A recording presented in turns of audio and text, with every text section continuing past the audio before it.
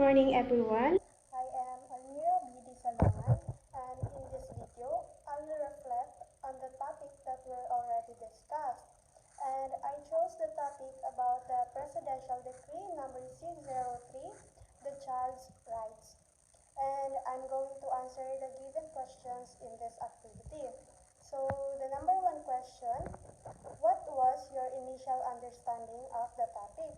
So, initially, I understand that Presidential Decree number 603, also known as the Child's Rights of the Child, is a legal document that outlines the fundamental rights and protection afforded to children in the Philippines.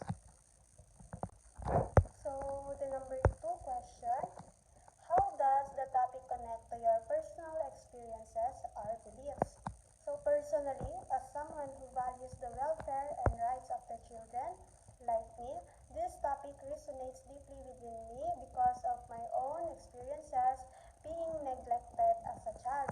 I can I can't even remember in my childhood days having my mother in my side because she was an OFW